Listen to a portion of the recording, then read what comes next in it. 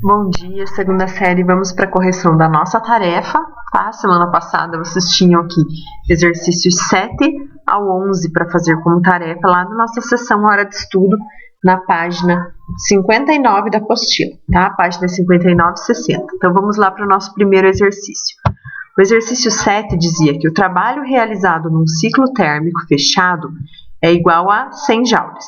E o calor envolvido nas trocas térmicas é igual a 1000 joules e 900 joules, respectivamente, como fontes quente e fria. O que significa isso, gente? Que a máquina térmica aqui recebe, no caso, 1000 joules de calor da fonte quente, mas ela rejeita 900 joules para a fonte fria. Significa aqui, ó, que ela aproveita somente 100 joules. Tá? Então, a quantidade de calor aqui desse processo é de 100 joules. E a quantidade de trabalho aqui que eles deram também é 100 joules. De acordo com a primeira lei da termodinâmica, que é a nossa formulazinha, né? ΔU igual a Q menos trabalho, nós temos que calcular aqui a variação da energia interna. Tá? Então, a variação da energia interna que a gente chama de ΔU, né? Ó, calor menos trabalho. Então, queremos saber o ΔU, o calor é 100 e o trabalho é 100. Então, nós vamos ter aqui que a variação da energia interna é zero, tá? Nula. E vocês vão marcar X aqui na letra A, tá bom? Agora, no nosso exercício número 8, vocês têm aqui, ó, um gráfico, tá? Que mostra 3 processos que compõem um ciclo. Então, ó, uma transformação de A para B, depois uma transformação de B para C e depois uma transformação de C para A, finalizando aqui o nosso ciclo. Então, ó, o processo AB, que aqui é essa curva, ó, ocorre a temperatura constante. Então, é uma transformação isotérmica, tá? O processo de B para C acontece aqui a volume constante, então é uma transformação isocórica. E ela tem um decréscimo de 40 joules de energia interna, tá? Então, ΔU igual a menos 40. E no processo CA aqui, ó, ele é adiabático, então ocorre sem troca de calor, o calor é zero, e ocorre um trabalho de 40 joules, efetuado sobre o sistema. Então, ó, diminuição de volume, né? Trabalho recebido do meio externo para o sistema é negativo.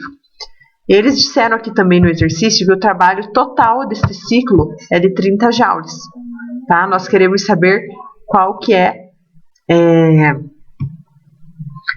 o trabalho, qual que é a quantidade de calor trocada durante o processo AB.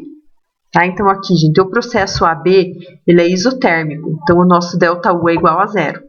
Então, se eu for pensar lá na minha formulazinha, né, ó, ΔU é igual a Q menos trabalho, se o meu ΔU aqui é zero, eu posso passar o trabalho para lá e igualar, né, aqui, trabalho W. Posso falar que o meu trabalho é igual à quantidade de calor. Então, se eu descobrir aqui, ó, o trabalho realizado de A para B, eu vou descobrir qual que é a quantidade de calor de A para B. Tá, gente? E o trabalho numa transformação cíclica, o trabalho total tem que ser igual ao trabalho de cada uma das transformações isoladas somado. Tá? Então, aqui o trabalho total tem que ser igual ao trabalho AB, de A para B, mais o trabalho de B para C, mais o trabalho de C para A, tá? O trabalho de cada transformação isolada aqui, somados os 3, tem que ser igual ao trabalho total. Então, lá no exercício, eles nos disseram que o trabalho total é 30. O trabalho de A para B aqui é o que eu quero descobrir, né? Porque, ó, o trabalho é igual ao calor e o exercício está pedindo o calor. Trabalho de B para C, gente, ó, a transformação isovolumétrica não tem trabalho. Tá? Trabalho é nulo. E aqui o trabalho de C para A foi dado no exercício, ó. Só que ele é negativo, né? Que é uma compressão, menos 40.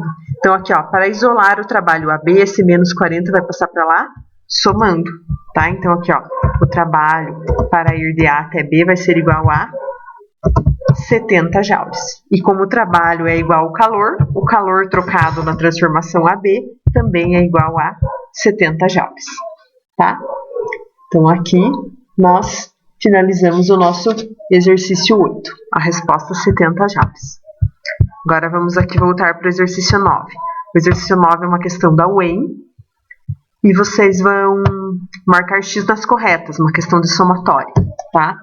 Então, aqui, a primeira afirmativa diz que ao realizar exercícios físicos, é possível sentir a temperatura do corpo aumentar.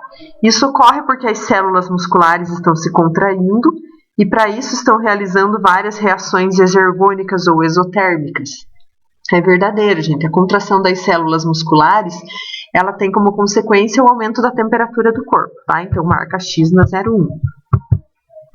Agora 02. Durante o processo de combustão biológica, a energia é liberada de uma só vez na forma de calor, que é entendido como uma forma de energia em trânsito. É falsa, tá, gente? Na combustão biológica, a energia não é liberada de uma só vez. Ela é liberada gradualmente, tá? Então, aqui não marca a 02, está errada. A 4. Os organismos autótrofos, como algas e plantas, conseguem transformar a energia química do ATP em luminosa? É o contrário, né, gente? Eles absorvem a energia luminosa do sol e transformam em energia química o próprio alimento deles, que é a glicose. É o processo da fotossíntese, né? Então, aqui, falsa a 04, tá?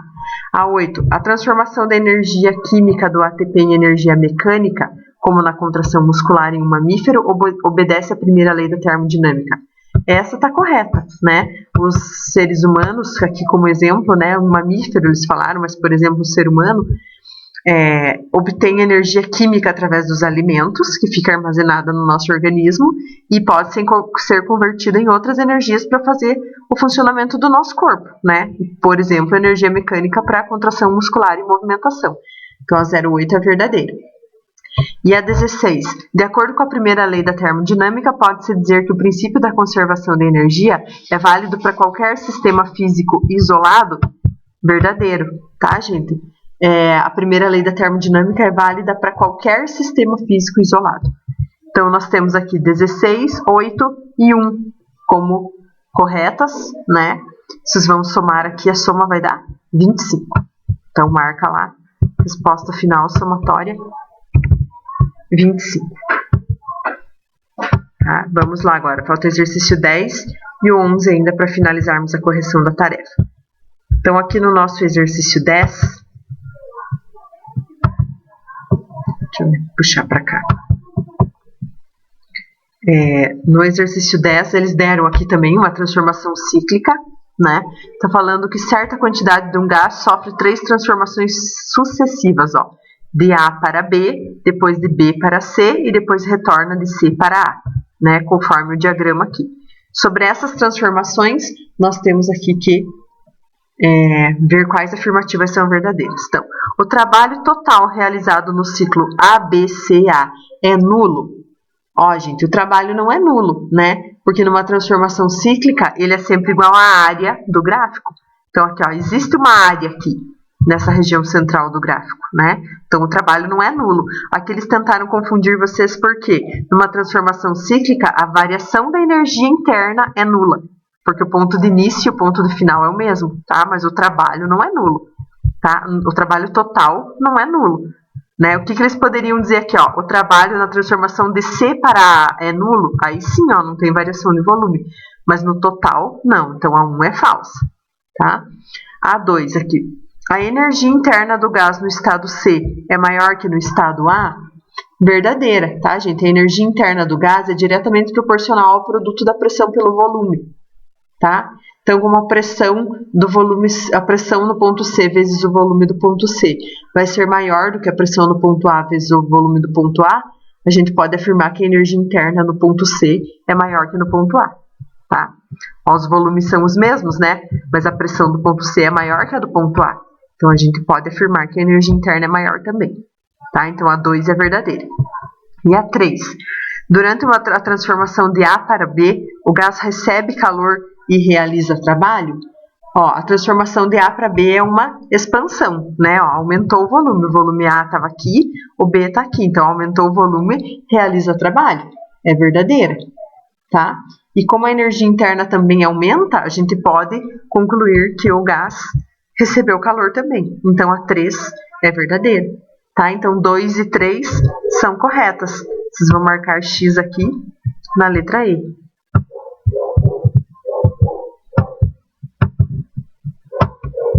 Tá? E vamos agora para o nosso último exercício, exercício 11. Então, esse aqui eu mandei a explicação para vocês, né? Vocês têm um gráfico aqui, ó, de uma mudança de fase, né? A substância estava aqui no estado sólido, recebeu calor sensível, variou a temperatura, até que chegou aqui, ó, no 40 graus. Aí a temperatura estabilizou, porque aqui está acontecendo uma mudança de fase, né? Se a substância estava no estado sólido, aqui então está ocorrendo a fusão, né, que é a passagem do sólido para o líquido. Então aqui coexistem as fases sólidas e líquidas ao mesmo tempo, e aqui quando a curva começa a subir novamente, é porque a substância já se transformou totalmente para o estado líquido e começa a subir a temperatura de novo. Eles falaram aqui, ó, que na fase sólida, a fase sólida, gente, é só esse pedacinho aqui do gráfico, tá? Porque aqui eu tenho sólido e líquido e aqui é somente fase líquida, tá? Então, fase sólida é só nesse pedacinho do gráfico. Ocorreu um trabalho total de 0,1 kJ nessa fase aqui. E eu quero saber qual foi a variação da energia interna. Então, lá na nossa formulazinha, né, ΔU igual a Q menos trabalho, que é a primeira lei da termodinâmica, ó, nós queremos saber o ΔU, que é a variação da energia interna. O calor, gente, se eu for voltar aqui no nosso enunciado do exercício, eles dizem o seguinte, que a potência da fonte térmica é 2.000 joules por minuto. Então, observem aqui, ó, fui do minuto 0 até o minuto 3 nesse aquecimento. Então, 2.000 joules por minuto, em 3 minutos são 6.000 joules, tá? Mas como eu quero a resposta em quilojoules aqui, ó, 6.000 joules são 6 quilojoules. Tá? E aqui o trabalho foi dado, ó, que é 0,1, tá? Então, 6 menos 0,1, 5,9 quilojoules, tá? Vocês vão marcar X aqui na letra B. E aqui nós finalizamos a correção da nossa tarefa, tá bom, pessoal? Então, vejam lá se ficaram com alguma dúvida, não entenderam algum exercício. Estou aqui para auxiliá-los no que for necessário, tá bom? Um beijo e uma boa semana para vocês.